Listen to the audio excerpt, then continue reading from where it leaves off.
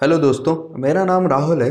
कुछ समय से हम एडीपीओ रिवीजन सीरीज पर काम कर रहे हैं, जहां हम ऑलरेडी कई सब्जेक्ट जो एडीपीओ के सिलेबस में है उस पर डिस्कशन कर चुके हैं। आज जो हम सब्जेक्ट पर डिस्कशन करने वाले हैं उसका नाम है वाइल्ड लाइफ प्रोटेक्शन एक्ट। तो ये एक्ट है 1972 का। ठीक है, इसकी इनेक्टमेंट डेट कितनी है? 9 सितंबर 1972। इसमें टोटल सेक्शन है 66 एंड इसमें शेड्यूल है 6। ठीक है, तो ये बात हमें जनरली इसकी ध्यान रखनी है। और एग्जाम पर्पज से हम देखते हैं इसके डेफिनेशन क्लॉज। इसके कुछ डेफिनेशन क्लॉज इंपॉर्टेंट है।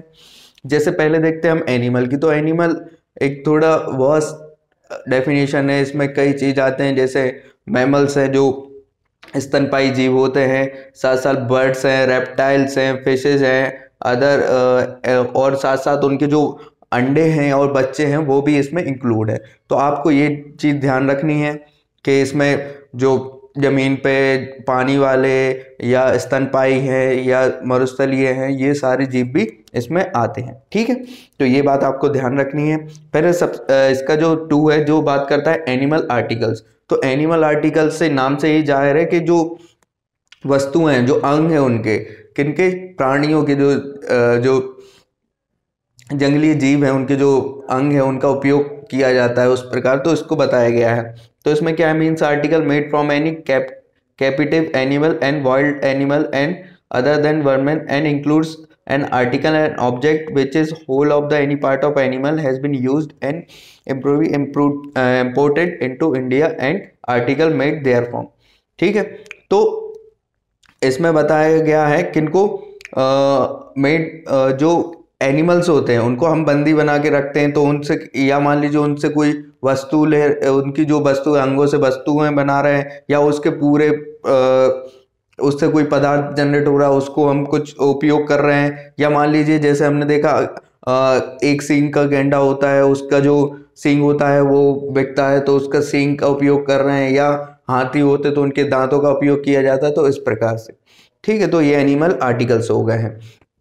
उनकी खाल होती हैं, कई जानवरों की देखी खाल, सींग और इन सब का बहुत, नाखून जिनका बहुत तांत्रिक विद्या वगैरह में भी उपयोग किया जाता है, इस प्रकार। ठीक है, और देखते हैं हम इसमें इम्पोर्टेंट, हाँ, सर्कस देखते हैं। Means an establishment whether stationary और mobile where animal are kept और यूज्ड होली और mainly for purpose of performing tricks और वेनोवर्स। ठीक है, तो ये बात सर्कस है तो जग जाहिर है कि किस प्रकार के होता है। ये या तो एक स्पेसिफिक जगह पे हो या मोबाइल, मतलब मूवेबल हो, मतलब इधर एक जगह इस शहर में लग रहा है फिर उस दूसरी जगह लग रहा है, तो इस प्रकार से है।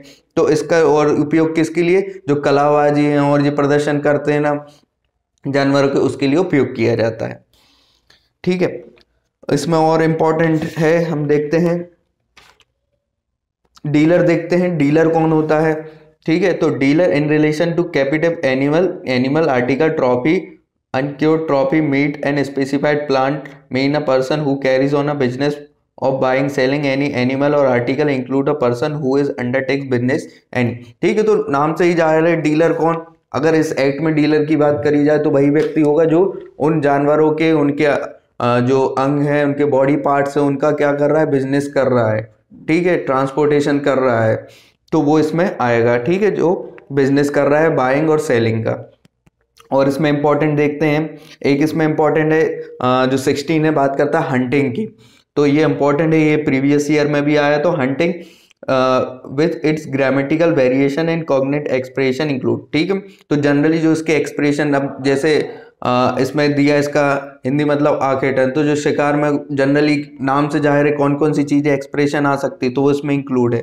तो इसमें बात करें किलिंग और पॉइजनिंग एनी वाइल्ड एनिमल और captive animal and every attempt to do सो।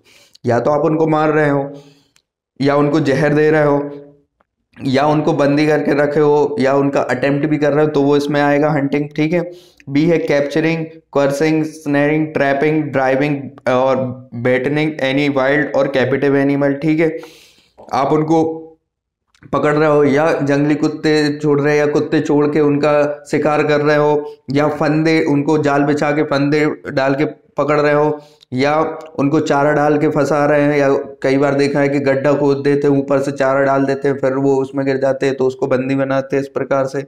ठीक है, या मान लीजिए आप सी बात कर रहे हो, उनको इंजरी कर रहे हो, उनके कोई पार्ट को डिस्ट्रॉय कर रहे हो, मान लीजिए उसका सींग काट लिया या मान लीजिए उसके दांत काट लिए, तो इस प्रकार से, ठीक है, उनके अंडों को, उनके बच्चों को नुकसान पहुंचा रहे हो, पक्षी हैं, ठीक है, या उनके घोंसले हैं, उनको आप क्या कर रहे हो, गड़बड़ कर रहे हो, तो वो इसमें आएगा।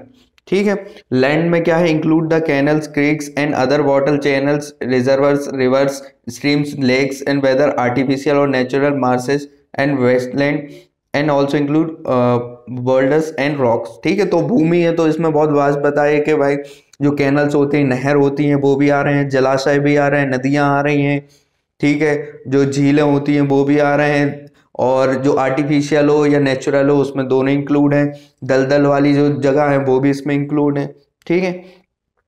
लाइव स्टॉक देखते हैं, तो लाइव स्टॉक में means any farm animals and include buffaloes, bulls. ठीक है, तो ये इसमें पशुधन, तो पशुधन से ये तो वो जिनको पाला जाता है, जो पालतू टाइप के होते हैं, तो बफेलोज हैं, बुल्स हैं, ब्लैक है, कैमल्स हैं, cow, donkeys, goat, sheep, horse, mules, yak, pigs, ducks, grace and poultry and they are younger. ठीक है, तो वो स्पेसिफाइड जो शेड्यूल में बताए गए हैं।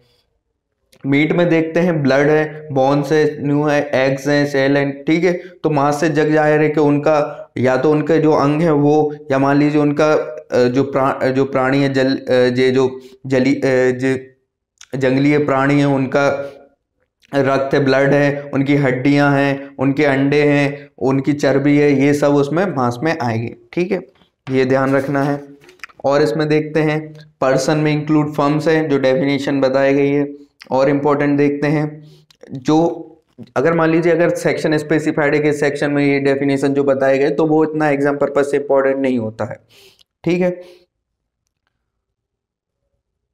और देखते हैं इसमें, और ऐसी कुछ इंपॉर्टेंट है नहीं है। ठीक है, ट्रॉफी है, तो ट्रॉफी मीन्स क्या होता है, आप उसका पूरा प्राणी या उनके जो अंग है उनसे आप क्या बना रहे हो, उनके चाहे नेचुरली आर्टिफिशियली बना रहे हैं आप। ठीक है, उनके क्या है, जो स्किन है, या मान लीजिए उनकी ब्लड्स हैं, या उससे जो त्वचा स्किन करके जो आप बना रहे हैं। ठीक है, या आप उससे क्या है, उनकी जो खाल से बना रहे हैं। ठीक है, तो इस प्रकार की चीजें आएंगी, नाखून, दांत, उनके अंडे, घोंसले, और इस प्रकार से। ठीक है, वेपन्स में जो गोला बारूद, धनुष बाण और जो विस्फोटक एक्सप्लोसिव हैं, कांटे, चाकू, और ये सब इसमें इंक्लूड है, तो ये भी आप ध्यान रखिए। जनरली चीजें जो आप नेचुरली जानते ही होंगे। ठीक है, अब देखते हैं हम इसका चैप्टर सेकंड। तो चैप्टर सेकंड है, तो इसमें हम देखेंगे कि कौन कौन अथॉरिटी है, कौन किसको अपॉइंट करता है, तो इस प्रकार से ये एग्जाम पर्पज से इंपॉर्टेंट्स होते हैं। तो इसका जो चैप्टर सेकंड है ये बात करता है अथॉरिटीज टू बी अपॉइंटेड और कॉन्स्टिट्यूटेड अंडर द एक्ट। ठीक है, तो appointment of director and other officer. ठीक है, तो सेक्शन 3 बात करता है, अब देखिए एक्ट बनाया गया है तो उसमें कुछ अथॉरिटीज बनाई होंगी जो इस एक्ट के इन्फोर्समेंट के लिए होंगी। ठीक है, तो उन अथॉरिटी में डायरेक्टर हैं, जो अदर ऑफिसर हैं, उनको अपॉइंटमेंट कौन करेगा, तो सेंट्रल गवर्नमेंट में for the purpose of this act appoint. तो सेंट्रल गवर्नमेंट को पावर है, ये बात ध्यान रखिएगा आप कि जो सेक्शन 3 में जो अपॉइंटमेंट्स हो रही है वो कौन कर रहा है, सेंट्रल गवर्नमेंट। तो ये ध्यान रखिएगा बिल्कुल। ठीक है, और किसको कर रहे हैं, director of wild life preservation. ठीक है, तो जो डायरेक्टर होगा वाइल्ड लाइफ प्रिजर्वेशन का, उसको अपॉइंट करेंगे, और सच अदर ऑफिसर, तो जो उनके एम्प्लॉयज में जो अंडर में अदर ऑफिसर होंगे उसको भी सेंट्रल गवर्नमेंट करेगी। ठीक है, तो बस इतनी सी बात ध्यान रखनी है इसमें कि कौन अपॉइंटमेंट कर रहा है और किसका कर रहा है। फिर सेक्शन 4 देखते हैं, appointment of chief wild life warden. तो ये ध्यान रखना, ये बहुत इंपॉर्टेंट है। तो इसमें इसको अपॉइंट कर रहा है कौन, स्टेट गवर्नमेंट। तो